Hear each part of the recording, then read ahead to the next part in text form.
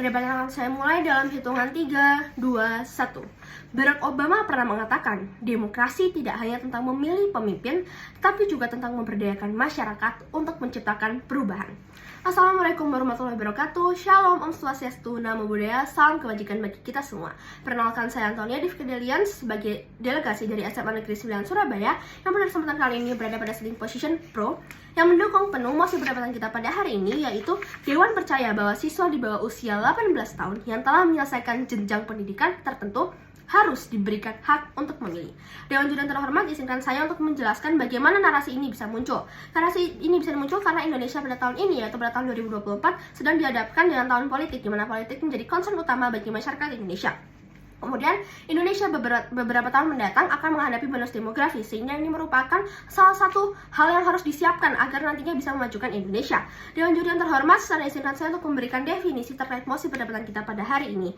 Indonesia merupakan negara demokrasi, di mana negara demokrasi sendiri itu merupakan negara yang diperlukan peran aktif masyarakat dalam mengambil keputusan, dan salah satu bentuk peran aktif masyarakat itu sendiri adalah pemilu. Di Indonesia sendiri, batas usia pemilu saat ini adalah di minimal 17 tahun, atau dalam status yang sudah menikah.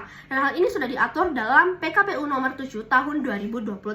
Dan jenjang pendidikan di Indonesia itu meliputi SD, SMP, SMA, atau SMK, dan juga pendidikan tinggi.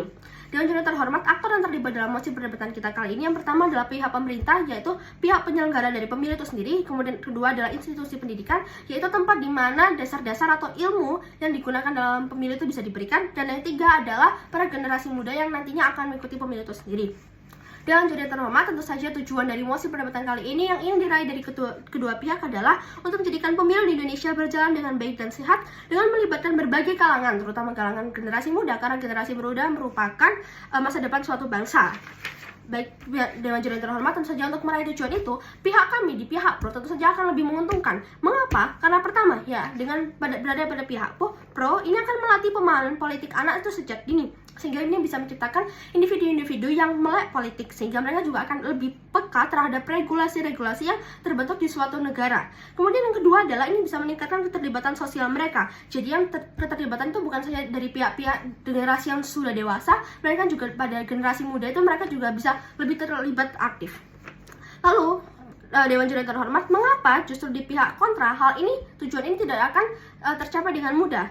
Jika dalam pihak kontra ini berarti regulasi yang berlaku adalah regulasi yang saat ini sedang berlaku, yaitu minimal usianya adalah 17 tahun atau yang sudah menikah.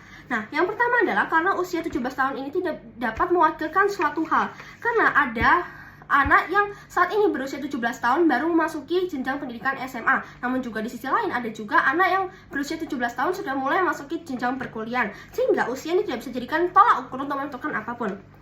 Tolak ukur utamanya itu seharusnya adalah tingkat pendidikan yang ada pada pihak pro, karena ini sudah bisa menunjukkan bahwa mereka sudah diberikan dasar-dasar dalam sekolah terkait pemilu, terkait ilmu-ilmu yang dibutuhkan dalam menghadapi pemilu itu sendiri.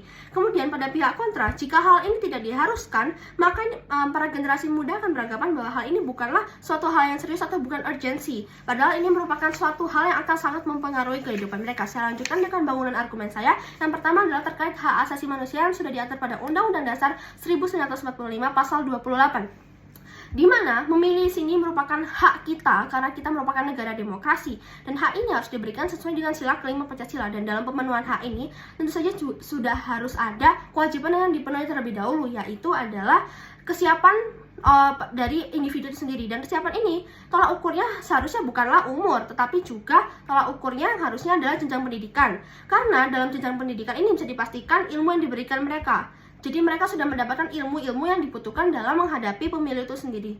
Dan jenjang pendidikan seperti apa? Nah, ini nantinya bisa didiskusikan terlebih dahulu, dilihat dari kebutuhan dasar pelajar di Indonesia.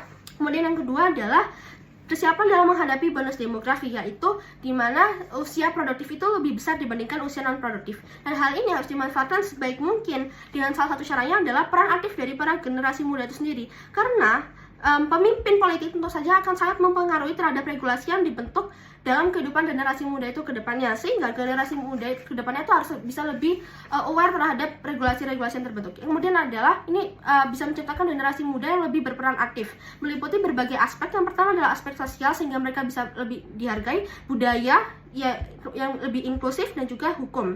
Sekian dari saya, terima kasih. Wassalamualaikum warahmatullahi wabarakatuh.